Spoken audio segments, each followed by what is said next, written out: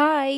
எங்க இருக்கேன்னு தெரியுதா? மாமியார் வீட்ல தான். நம்மளோட ஃபேவரைட்டான சின்ராசும் வந்து என்னையே உத்து உத்து பார்த்துட்டு இருந்தான். இவ தான் வந்திருக்காளா? இல்ல இவள மாரி நமக்கு கண்ணுக்கு தெரியுதா? அப்படின்னு சொல்லி பார்த்துக்கிட்டே இருந்தான்.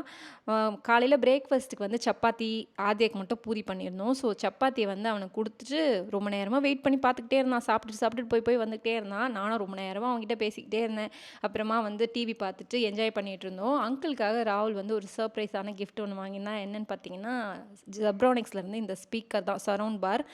அங்கிள் யூசுவலாக நைட்டில் தூக்கம் வரலன்னா டிவி பார்ப்பாங்க. அப்போ வந்து வால்யூம் வைக்கும்போது பின்னாடி ரூம்லலாம் நல்லா கேட்குமே தவிர அவருக்கு ஃப்ரண்ட்டில் வந்து அது கேட்காது போல இருக்குது. நிறைய வாட்டி சொல்லிக்கிட்டே இருப்பார், இந்த டிவியில் பின்னாடி தான் இது ஸ்பீக்கர் வச்சுட்டு முன்னாடி கேட்கவே மாட்டேங்குது அப்படின்னு சொல்லி. அதனால சர்ப்ரைஸாக வாங்கியிருந்தாங்க.